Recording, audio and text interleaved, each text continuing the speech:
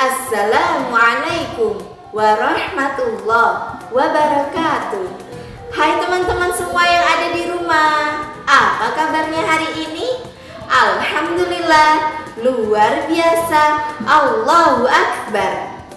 Hari ini bertemu dengan Bunda Faik dengan tema yang sama, topik yang berbeda.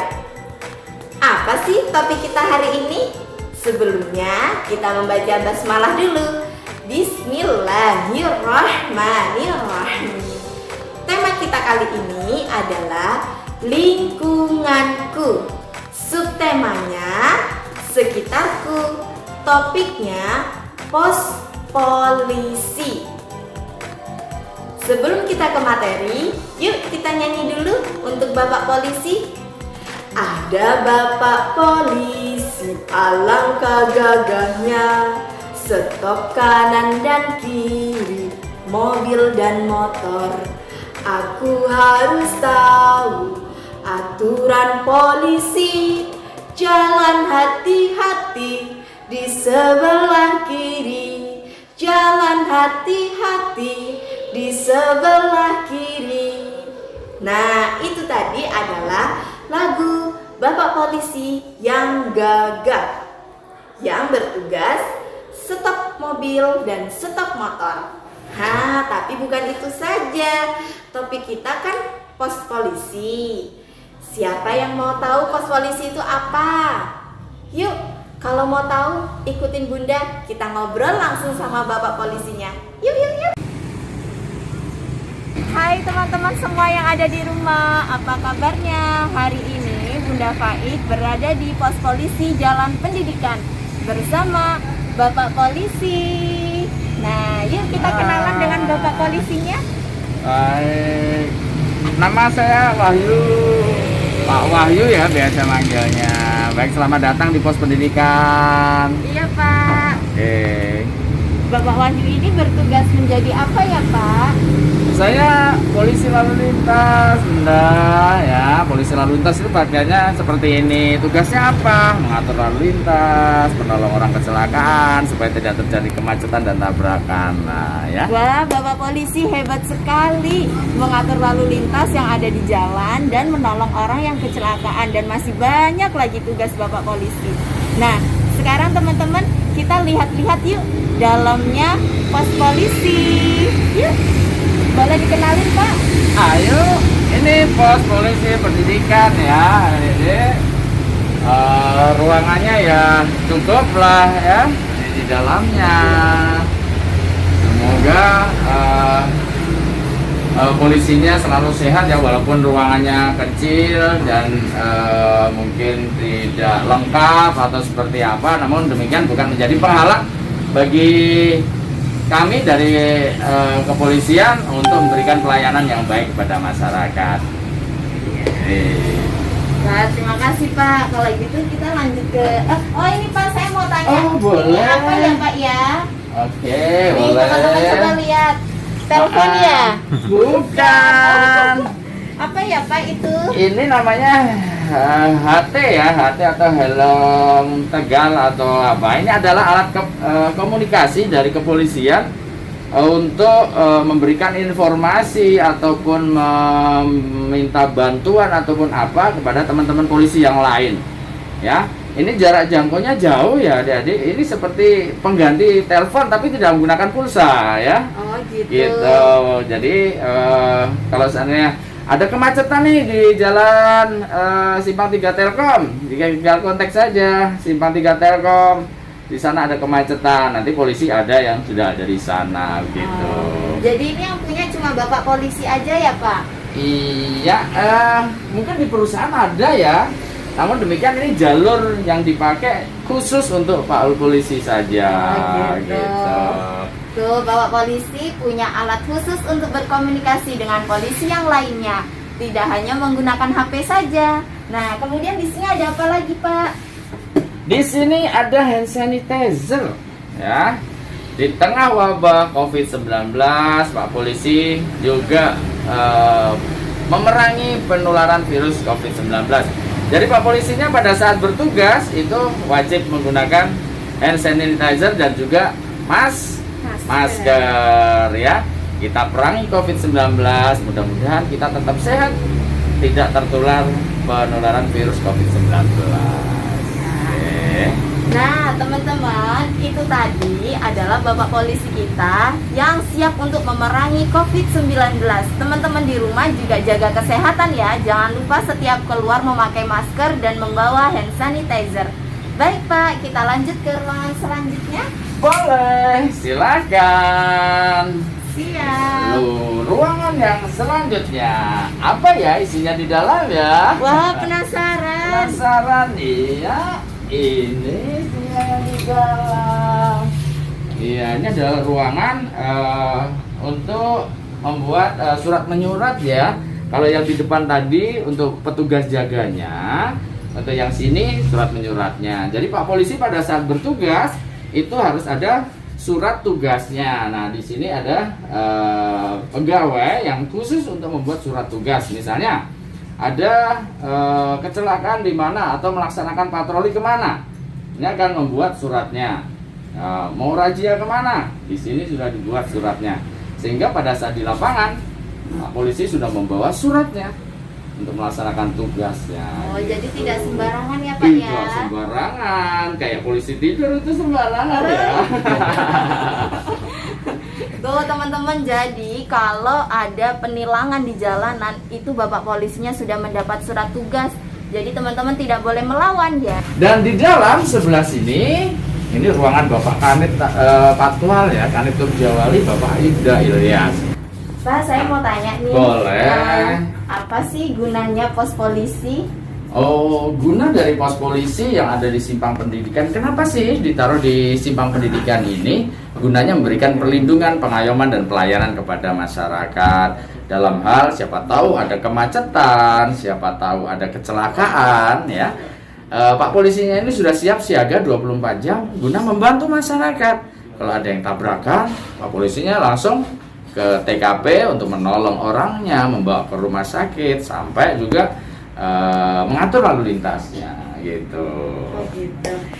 Jadi kenapa sih pos polisi itu harus ditempatkan di pendidikan, di town hall? Kenapa di APT Pranoto, di Karya Etam tidak ada Pak? Oh, jadi kenapa tempatnya di Jalan Pendidikan ini? Kita ambil tengah-tengahnya ya, dari arah Town Hall ke sini dan dari arah Sangat Alama ke sini. Ini posisinya di tengah-tengah. Suatu saat kalau memang ada kejadian yang mendadak, mendesak, itu gerakan Pak Polisinya bisa lebih cepat.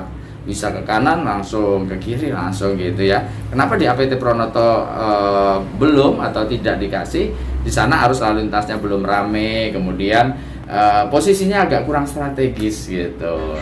Tapi nanti ke depan kalau memang Kota Sangatta sudah mungkin mulai rame atau arus lalu lintasnya mulai padat, kemungkinan nanti akan dibangun juga. Seperti hanya di Simpang 3 Telkom kan ada itu ya. Namun karena arus lalu lintasnya tidak seberapa padat, jadi sana hanya pos pantau saja. Jadi pada saat polisi patroli ke arah sana bisa mampir sebentar di sana. Gitu. Dan melayani masyarakat apa? Apabila masyarakat perlu pelayanan dari kami, dari kepolisian, kami siap. Mau minta dikawal boleh, ya. Mau minta misalnya diseberangkan adik-adiknya kalau mau menyeberang boleh sini. Pak Polisi minta tolong seberangin dong. Pak Polisi akan menyeberangkan gitu ya. Kalau tadi yang pengawalan seperti itu apakah berbayar atau tidak Pak?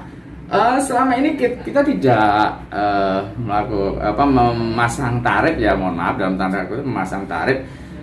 Kita polisi sebagai pelayan masyarakat kita tidak bisa memasang tarif seperti itu dan kita pure untuk masyarakat ya. Contoh, kadang-kadang pengawalan ada dua, ada permintaan, ada juga proaktif ya kita. Yang pertama misalnya pas Pak Polisi patroli ke arah mana, tiba-tiba di suatu tempat ada orang yang berduka, orang meninggal dunia. Nah, Pak Polisi akan menanyakan perlu dikawal atau tidak. Kalau dikawal, kita kawal sampai ke pemakaman. Ya gitu. Kemudian ada juga orang nikahan, orang kawinan ya. Ini mau kemana? Mau akad nikah ke mana? Karena Masjid Agung misalnya. Kita akan kawal langsung kalau memang ada permintaan seperti itu. Terus Pak, apakah di pos polisi pendidikan ini polisinya ada selalu 24 jam atau hanya jam-jam tertentu saja? Betul. Untuk Pak polisinya ini 24 jam ya, 24 jam. Itu satu regu ada yang 3, ada yang 4 orang. Itu harus selalu ada. Harus selalu ada, minimal ada di sini standby ya. Ini gunanya apa? Suatu saat kalau ada kejadian kecelakaan misalnya jam 2 malam. Nah, jam 2 malam jadi Pak polisi yang tugas di sini kenapa 24 jam ya supaya bisa cepat untuk melakukan tindakan kepolisian. Jadi tidak ada kosongnya lah. Kecuali kalau memang ada emergensi misalnya ada unjuk rasa di suatu tempat tertentu yang memerlukan polisi banyak, kemungkinan di sini akan all out semuanya. Tapi biasanya ada stay lah. 2 orang minimal di pos itu, yang 2 orang melaksanakan patroli gitu ya. Dan untuk lampu merah yang ada di depan, lampu lalu lintas di depan, apa sih Pak gunanya dan apa fungsinya, dan bisa dijelaskan dari warna-warnanya itu? Oke. Lampu merah atau lampu lalu lintas di simpang-simpang itu fungsinya yang pertama menggantikan peran petugas untuk mengatur lalu lintas ya, menggantikan perannya. Jadi petugas kan manusia juga ya, kalau suruh berdiri ngatur lalu lintas 24 jam kali 65 hari itu ya bisa sakit juga. Makanya digantikanlah dengan lampu lalu lintas itu ya. Gunanya yang kedua adalah supaya tidak terjadi kemacetan. Karena kenapa sih harus diatur gantian gitu ya, merah, kuning, hijau, yang sini hijau, yang sebelah sana merah, begitu juga sebaliknya, yang sana merah, yang sana hijau, yang sebelah sini merah. Itu fungsinya untuk mengatur lalu lintas supaya tidak terjadi kemacetan. Itu sebenarnya ada hitungannya teman-teman, hitungannya ada detik-detikannya, itu setiap persimpangan itu berbeda. Kita lihat arus lalu lintas yang melalui simpang tersebut, bisa untuk menentukan berapa detik sih kendaraan itu berhenti dan berapa detik juga kendaraan itu jalan. Artinya di setiap lampu itu ada detikannya. Lampu merah berapa detik, kemudian lampu hijau berapa detik. Kemudian yang ketiga itu supaya tidak terjadi kecelakaan. Kenapa diatur sedemikian rupa secara bergantian? Supaya sebelah sini jalan, sebelah sini berhenti. Takutnya nanti kalau sama-sama jalan terjadi tabrakan. Itulah fungsi dari lampu lalu lintas. Tahu kan arti lampu lalu lintas? Ada berapa warnanya? Ada 3. Yang pertama merah. Merah artinya berhenti ya, bukan berani. Nah, berhenti. Yang kedua kuning. Kuning itu hati-hati, jaga jarak, kurangi kecepatan. Bukan tancap gas, tapi menjaga jarak, kurangi kecepatan. Lampu hijau baru jalan gitu ya. Ada suatu jam-jam tertentu, misalnya tengah malam atau apa, lampu lalu lintas akan berwarna kuning berkedip-kedip. Itu artinya kita harus hati-hati. Biasanya kita lihat pada saat jam berapa sih arus lalu lintas sudah sepi, misalnya jam 2 malam. Itu lampu lalu lintas secara otomatis akan berkedip-kedip warna kuning, menghimbau kepada masyarakat untuk berhati-hati gitu ya. Oke. Nah, kalau gitu terima kasih Bapak atas wawancaranya hari ini. Baik. Teman-teman, siapa yang mau menjadi polisi? Sudah ditunggu oleh Bapak Wahyu dan Bapak Ilyas dan semua polisi. Nah, jadi teman-teman kalau mau menjadi polisi harus belajar yang rajin ya, dan menjadi anak yang hebat, taati lalu lintas yang ada di jalan. Oke? Dadah! Nah, anak-anak di rumah, tadi kita sudah mendengarkan penjelasan Bapak Polisi. Apa sih gunanya pos polisi di jalan raya, dan di mana pos polisi ditempatkan? Apa tugas Bapak Polisi yang berada di pos polisi, dan apa gunanya lampu lalu lintas? Nah, sekarang kita akan melangkah ke kegiatan pertama. Kegiatan pertama kita yaitu mengenal aturan berjalan di jalan raya. Aturan berjalan di jalan raya harus teman-teman ketahui. Kita harus berjalan di sebelah kiri, tidak boleh di sebelah kanan ya, karena kita bisa tertabrak kendaraan-kendaraan. Jadi kita harus berjalan di sebelah kiri di atas trotoar. Jika ada trotoar, jika tidak ada trotoar, teman-teman harus berjalan di sebelah kiri, bukan di sebelah kanan. Nah, sekarang kegiatan kita yang kedua yaitu mengenal gerakan lalu lintas. Untuk mengenal gerakan lalu lintas, Bunda sudah buat senamnya. Teman-teman pelajari ya di rumah. Yuk kita lihat videonya.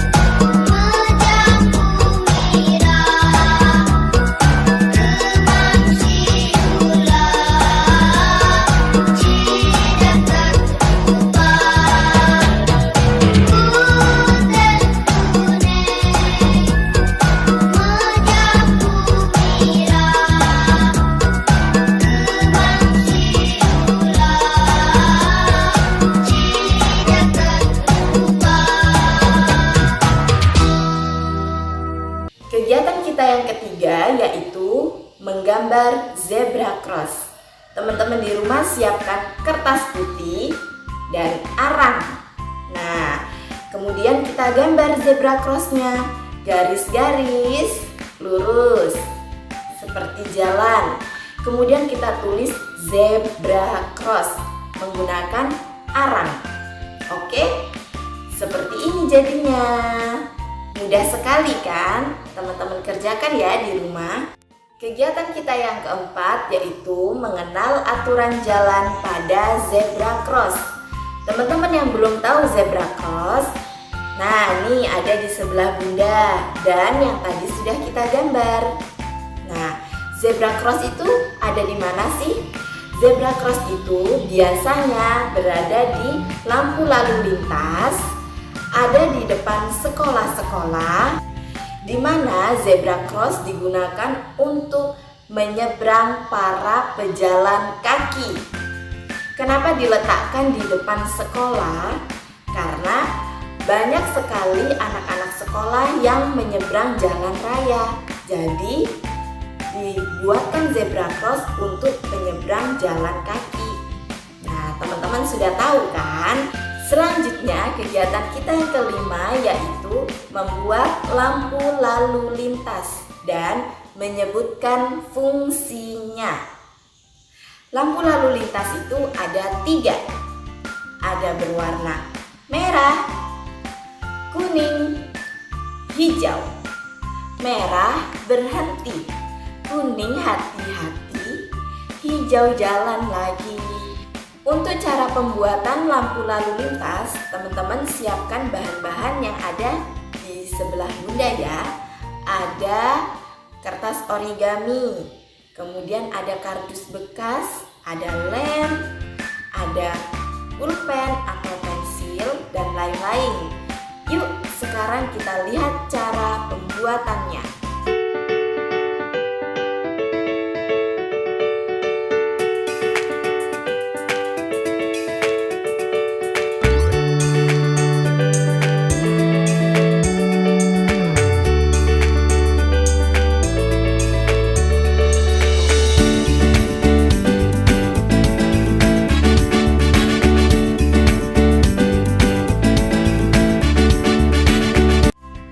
Kegiatan kita yang keenam yaitu mengenal kalimat Subhanallah, Masya Allah, dan doa Inna lillahi wa inna ilaihi raji'un. Contohnya, Masya Allah, ketika teman-teman melihat sesuatu yang indah, pemandangan yang indah, barang-barang yang indah, atau melihat teman kita yang cantik, teman kita yang tampan, ucapkan Masya Allah. Kemudian kalimat Subhanallah. Kalimat ini digunakan ketika teman-teman melihat sesuatu yang kurang. Misalnya teman-teman melihat orang yang jalannya kurang sempurna atau pincang, ucapkan kalimat Subhanallah. Kemudian doa Inna lillahi wa inna ilaihi raji'un diucapkan ketika teman-teman mendapatkan musibah atau mendengar musibah. Nah, ucapkan Inna lillahi wa inna ilaihi raji'un. Kegiatan kita yang ketujuh yaitu menulis huruf hijaiyah A, Ba, Ta, Sa, Ja dan angka 1, 2, 3, 4, 5. Teman-teman bisa lihat videonya di sebelah ya. Alif jika tidak diberi harokat. Ketika sudah diberi harokat dibaca A. Ba diberi harokat atau tidak diberi harokat. Ta diberi harokat atau tidak diberi harokat. Sa diberi harokat atau tidak diberi harokat. Ja diberi harokat dan jim tidak diberi harokat. Kerjakan di rumah ya. Contohnya seperti ini. Kegiatan kita yang ke-8 yaitu melengkapi huruf vokal pada kata zebra cross, trotoar, Pak Polisi, dan lampu merah. Teman-teman buat di rumah ya. Contohnya seperti ini. Tinggal melengkapi vokal itu apa saja sih? Ada A, I, U, E, O. Ada 5. Teman-teman ingat dan hafalkan ya. Kemudian kegiatan kita yang ke-9 yaitu menghitung jumlah huruf vokal pada kata-kata yang tadi sudah kita buat. Ada zebra cross, ada trotoar, ada pak polisi, dan lampu lalu lintas. Teman-teman hitung saja huruf vokalnya, kemudian ditulis. Ya, contohnya misalnya trotoar. Huruf vokalnya ada 3, O-nya 2, A-nya 1. Jadi 3 huruf vokal. Oke, mudah saja kan? Nah, teman-teman di rumah, cukup sampai di sini dulu ya kegiatan kita minggu ini, dikerjakan di rumah bersama ayah bunda. Semoga hari kalian menyenangkan. Bye, sampai jumpa di video minggu depan. Wassalamualaikum warahmatullahi wabarakatuh.